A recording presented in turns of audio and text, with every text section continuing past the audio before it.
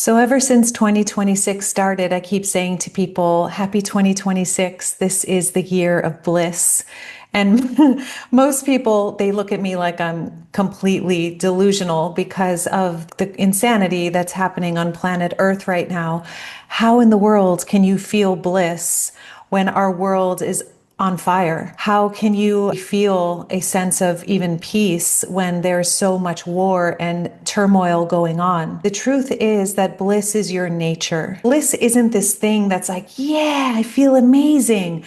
Bliss is who you are. It is your natural state. There's a beautiful quote by Rumi that says, your task is not to seek for love, but to seek and find all the barriers that you have built against it inside yourself. This feeling of love, of bliss is what we actually are. I believe it is our obligation at this time on planet Earth to remove the obstacles in our own minds that allows us to actually illuminate like lighthouses, emanating love, peace, bliss. And when I say bliss, again, I'm not talking about, oh my God, I feel amazing. I'm talking about a state of deep satisfaction, deep cellular rest, a feeling of presence that is incredibly inclusive and relaxing. You're breathing so deeply that others naturally breathe around you. And the question becomes, how do we do this in a practical sense? Like, how do we actually embody our true nature? How do we embody bliss in 2026 and beyond? If we are waiting for the world to be peaceful in order to feel good, we're going to go to our grave suffering. If we choose to remember that what we are is wholeness itself, bliss, peace, love, actually on the yogic path, Sat Chit Ananda, beingness, consciousness, bliss, this is what we are made of. It is literally who and what we are.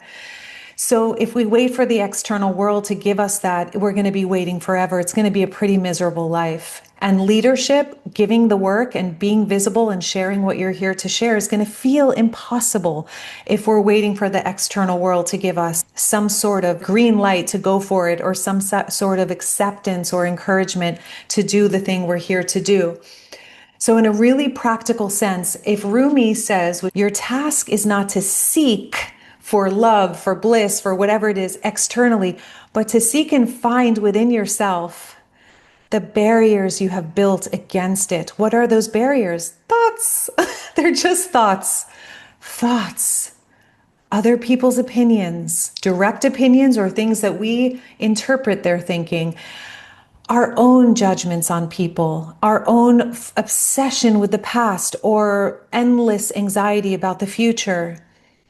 Everything we seek is available right here in the moment.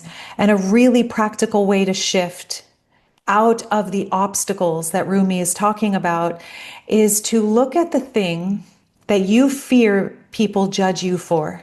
What are you afraid people are going to judge you for? The thing that I find most commonly with myself, clients, students is, I don't want people to think I'm broken or insecure or worthless or crazy or I have something fundamentally wrong with me. There are these deep fears that every human holds, and we think we're the only ones who have these fears. But when you're in a role like mine, coaching people, and you have the privilege of hearing what's deep in their souls and deep in their hearts that they don't typically share, you realize we're all the same. We all want to love. We all want to feel good. We all want to feel safe. We all want connection. And it's our job to embody and emit a frequency, first by accepting radically ourselves that is so kind and present and compassionate that it naturally floods into the world and extends outward. So a really practical way to feel and embody the bliss in 2026 is to ask yourself, what are you afraid you will be rejected for if you go for your dreams full on this year? If you say yes to your joy, like in my membership, I just sent out a whole letter. I'm not going to get too into this, but I sent out a letter at the end of last year saying it's changing. The whole thing is upgrading frequency wise because it's less processing. We're not here to process. We're not here to do all this deep digging. We have done the work. We have the tools. Now we continue doing the work ourselves, but now we get to aim for joy. Okay. And I hold them accountable to this now. I hold myself accountable. We're aiming for joy. Why? Because it's the most generous thing. But the thing is, your joy is going to require your courage, because when people around you are suffering and you are going for your joy, your ego is going to tell you you're bad, you're wrong, you can't do that, you have to save people, rescue, or lower your energy so that they don't feel alone. That's not the game to play this year. 2026, the year of bliss. What does that mean? I want you to think about, what are you afraid of people rejecting you for? And now I want you to accept that that is true about you. We are these glorious, beautiful diamonds with all of these facets. I am confident and I'm radically insecure. I feel beautiful some days and I feel disgusting on other days. I have like a lot of success in my business, and then sometimes I feel like a complete and total failure. I'm everything. I am the whole wild thing. And so are you.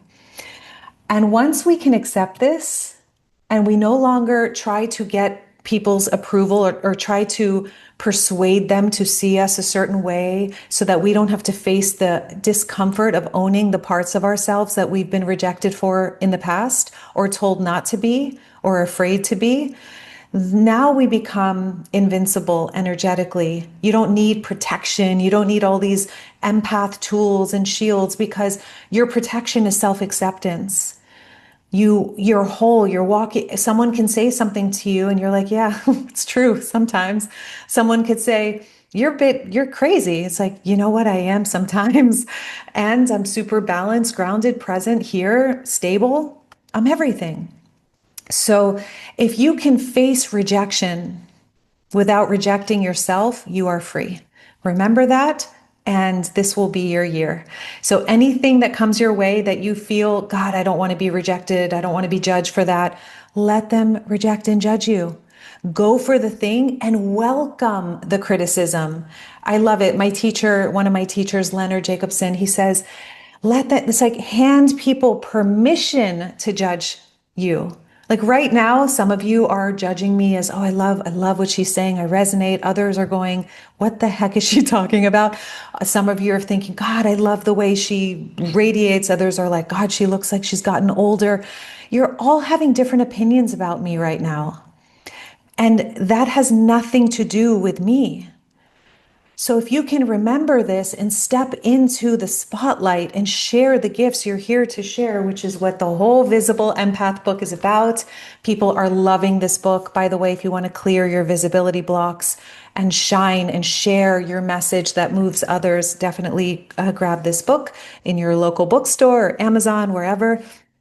But if you want to be confident in the spotlight, this is the time. And the way to do that is to just accept yourself already, cut to the chase, get to the final goal, embrace that you're everything, and recognize that when we remove the barriers of self-judgment, self-criticism, judging, criticizing others, expecting the world to be a certain way to make us feel okay, we release and we end that game and we play the game that's actually going to feel incredibly fulfilling, joyful, and filled with love.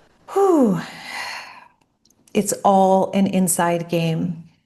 It's all about you declaring right now, I'm either going to play victim to the world, or I'm going to become the leader of love I came here to be, and I'm going to be the lighthouse. It's why there's a lighthouse on the cover of this book. We are here to be the lighthouses. How do we do that? We pour into ourselves. We shine the light internally.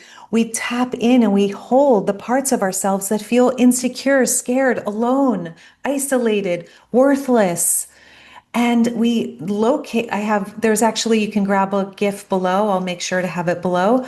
I guide you through a whole meditation so that you can embody this state of presence and self-acceptance that allows you to be confident no matter where you are or who you are with. And it does come down to somatic practice. Connect, locate the feeling, name it, breathe, connect, fulfill the unmet need. And when you do this work, like brushing your teeth every day, just for a couple minutes a day here and there, you can do anything. You can live your dreams, be blissful, and instead of lowering your frequency to match others or getting stuck in the game of savior mode, the savior slump is what I call it, trying to rescue and save other people, and it doesn't help and it just makes you feel horrible, and then you're both in the gutter. Instead of that game, you become the lighthouse, you become the beacon of light, the example that's like, wow, that's possible. If it's possible for her, for him, for them, then it's possible for me.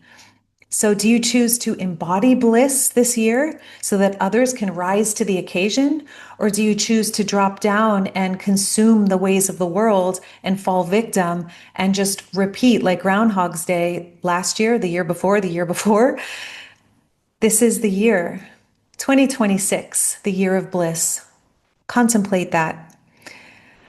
Our task is not to seek for love, but to seek and find the barriers that we have built against it. Same with bliss, same with all the goodness, the peace that we are made of. And it's why we're here. So I am here to continue to reflect this to you and create a space to remember this. If you got something from this video, you can give it a thumbs up. Ding, ding, ding, ding. And I don't know why I do that, but I do. So I'm just sending you all so very much love. Happy New Year. And here's to you taking exceptional care of yourself, because by being a light onto yourself, that is how we naturally, from the overflow, become a light onto this world. So I will see you in the next video. I have amazing videos coming to help you prosper and thrive as a leader of love, sharing your beautiful work with others, as well as awakening to your true purpose, which is presence, which is really deepening in a state of coming into spiritual practice and remembering who you really are. Because if we don't do this, we're just contributing to the problem. We become the bad news, but we're here to be the good news. We're here to be the good news. As I often say, these are dark times. And guess what? You're a light bringer. And light bringers are here and shine the brightest in the darkest of times. So stars shine brightest in dark skies, and this is your time to shine. And so I hope this video helps you remember, if you can face rejection without rejecting yourself, let people have their opinions, let them. If you don't believe their judgments, you're free. But if you take them on, that's where your work is. Those are the obstructions that are blocking you from bliss. And the good news is, if you create those obstructions, you can also uncreate them. You just fling them off like an old worn coat that you're not wearing this year, nor next year, nor the next. All right, my friends, all of my love. Thank you for choosing to be really good to yourself, to put your frequency first, and to be the good news by first pouring into yourself and letting your light shine from the overflow. I will see you in the next video.